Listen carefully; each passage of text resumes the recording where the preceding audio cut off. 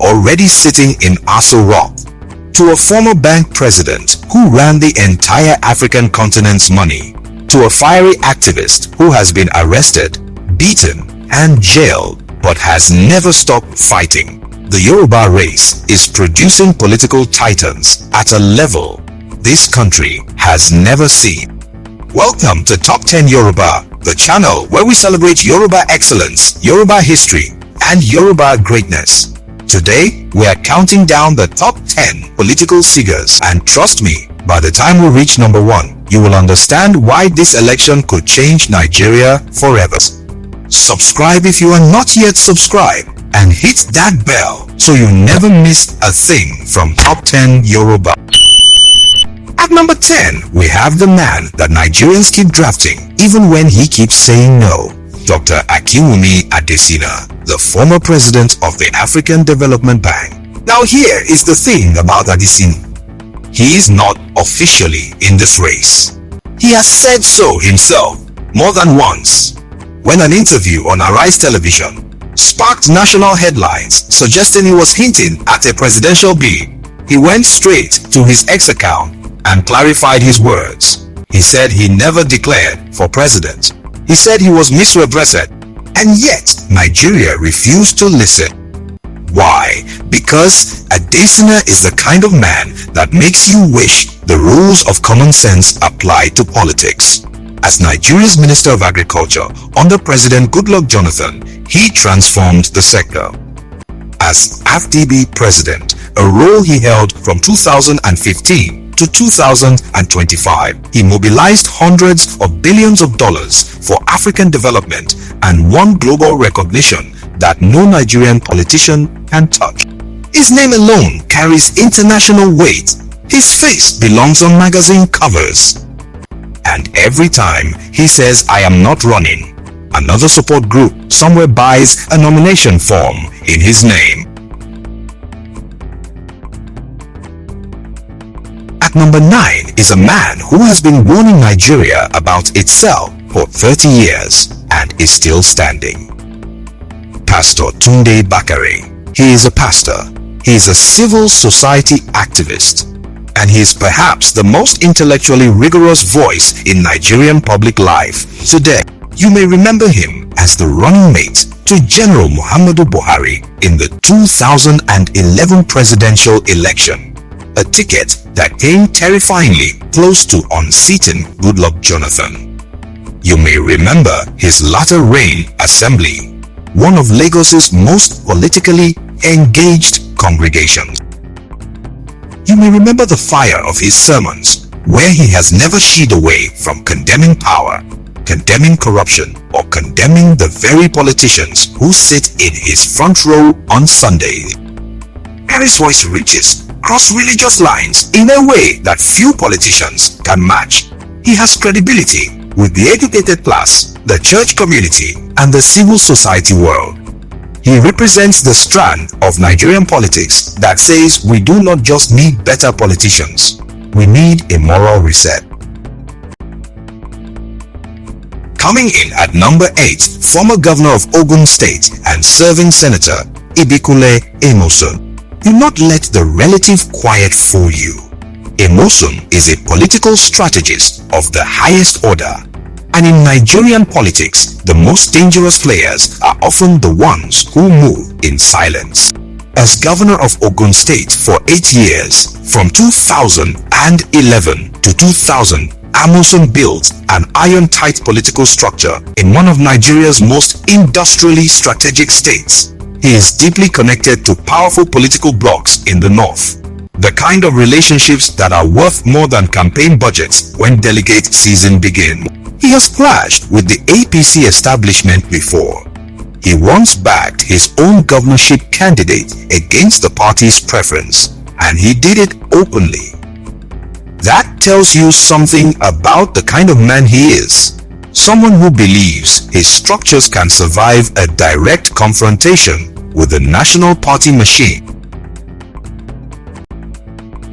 At number 7, we have a name that carries something no money can buy and no campaign can manufacture. The name Abiola. Kola Abiola is the eldest son of the late Chief Moshood Kashimawo Olawale Abiola, the man who won the presidential election of June 12, 1993, the freest and fairest election in Nigerian history, only to be imprisoned by a military dictatorship and die in detention before he could take his seat. That story has never left the Nigerian consciousness. June 12th is now a public holiday. MKO Abiola was posthumously awarded the highest national honor, and his son Kola has chosen to honor that legacy not with grief but with action. Kola Abiola ran for president in 2023 under the People's Redemption Party. He did not win, but he proved something important, that the name still moves people. Number 6 is one of the most internationally connected Nigerian politicians alive. Dr. Kayode Fayemi, former governor of Ekiti State and former chairman of the Nigeria Governors Forum. What separates Fayemi from most politicians is depth. He holds a doctorate. He studied conflict, security and governance at a level that most Nigerian leaders never bother to. Before he entered elected politics, he ran a respected think tank on African security affairs. He understands the architecture of power, not just how to win it, but how to wield it responsibly. As governor of Ekiti State, serving 2 terms, he delivered a model of policy-focused governance that earned him admirers far beyond his state. As chairman of the Nigeria Governors Forum, he built relationships across the 36 states and became one of the most recognizable gubernatorial voices in the country. His network crosses party lines, tribal lines, and professional lines. He counts security experts, diplomats, technocrats, and northern governors among his allies. In a presidential race where coalition building will be everything, Kayode Fayemi is the kind of man who already has half the calls made before the race even starts.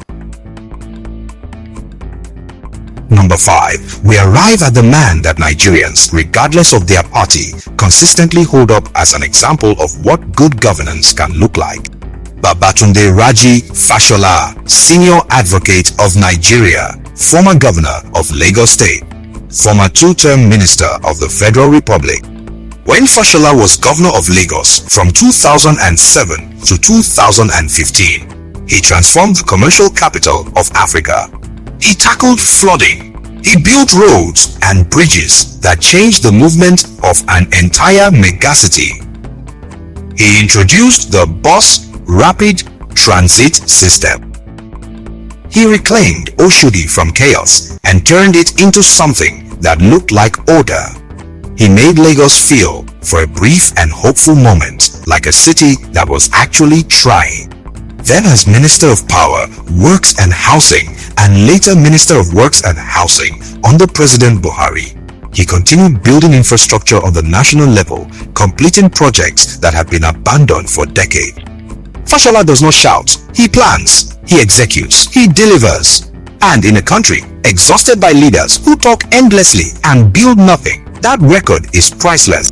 The question for 2027 is whether his reluctance to play the noisy game of Nigerian politics will hold him back, or whether Nigeria will finally come looking for him. Number 4 is a man who sat one heartbeat from the presidency for 8 years, watched his boss run the country, and clearly believed deeply that he could do it better.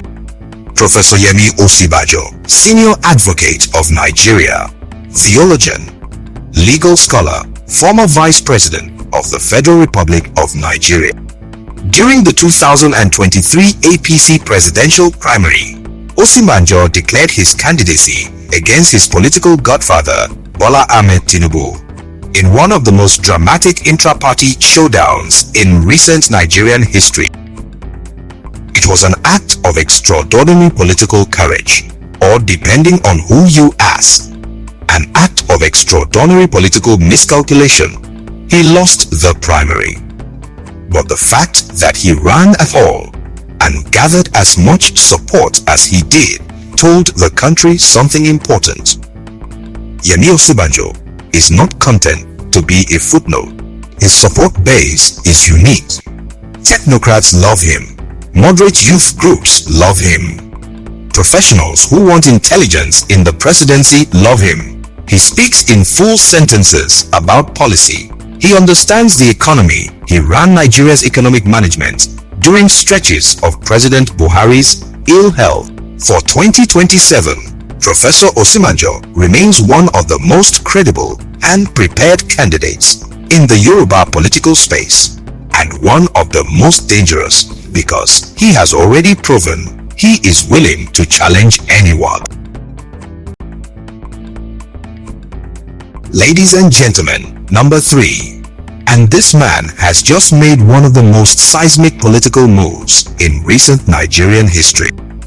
Seyi Makinde, Governor of Oyo State, and as of the 14th of May 2026, declared presidential candidate of the Allied People's Movement for the 2027 election. Makinde did not just declare, he unveiled a grand alliance, a formal memorandum of understanding between his PDP faction and the Allied People's Movement, creating what he called the first coalition of its kind ahead of the 2027 general elections. He told Nigeria that the opposition is not just a political party. The opposition, he said, is every everyday Nigerian for whom this country does not work. He's a self-made billionaire engineer before he was ever a politician, so he cannot be bought. He has governed Oyo State with measurable competence in a region that is not easy to govern. He has consistently positioned himself as a bridge between old guard PDP thinking and the newer, more progressive political vision. And now, by moving to the APM platform, he has demonstrated that he is willing to take structural risks that other politicians only talk about.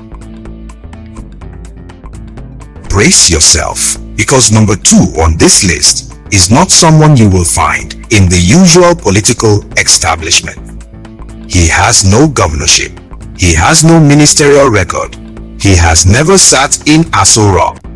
But Omoyele Sowore may be the most organically powerful political figure in this entire countdown.